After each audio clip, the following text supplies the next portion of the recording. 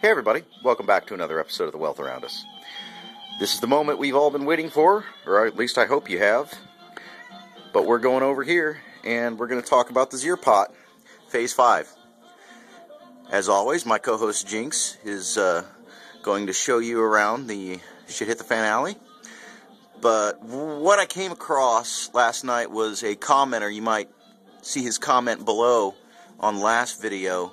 But he studied up on Zir pots, and you know, I'm not going to say I'm right, I'm not going to say he's right, I'm not going to say anybody's right, but I will say that I did try quite a few of his suggestions, and the one that resonates for me is that we want this thing to be up off the ground where we've got the most surface area possible exposed to the air.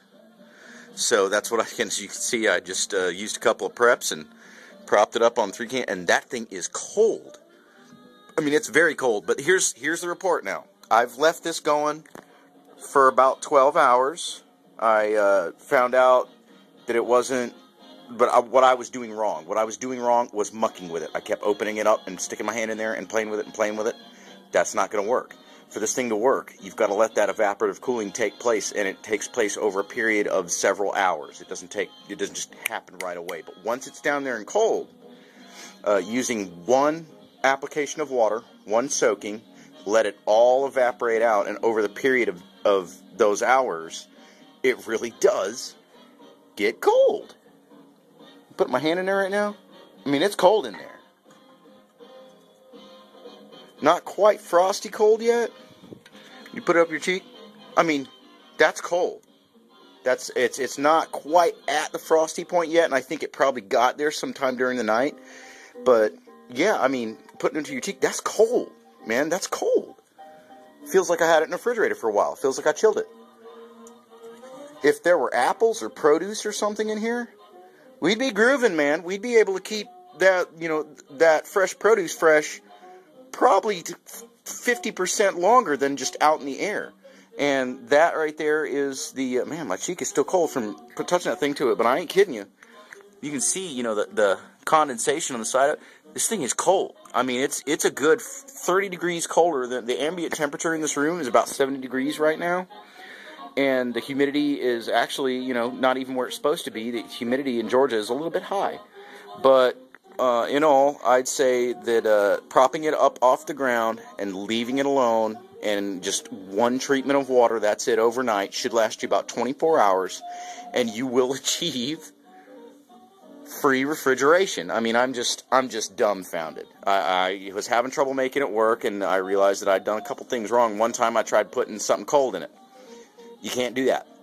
It will, it inverts the whole thermodynamic process because it's already cold in there, so the transference of heat doesn't take place because, well, it doesn't need to. If it's cold inside, it's not going to transpire as much out into the open. So that's one thing.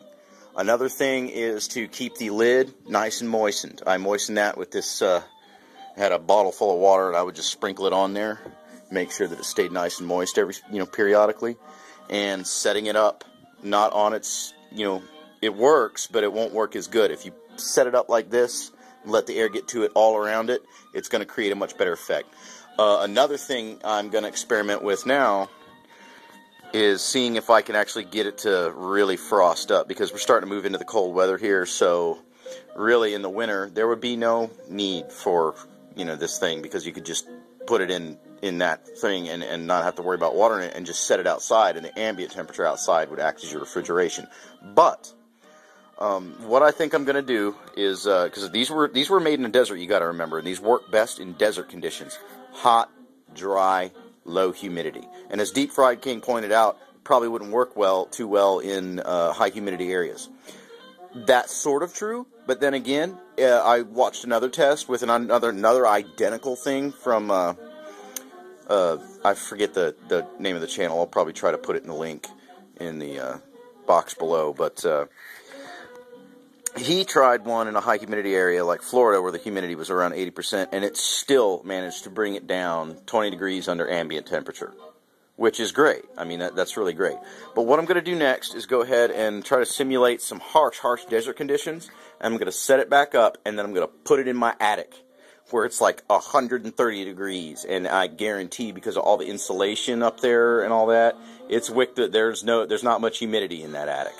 So I'm gonna try taking it up there after everything's reset, and we're gonna see how it does. So thanks for watching, and stay tuned for phase 6 and 7 of the Zierpot fridge. Thanks for watching.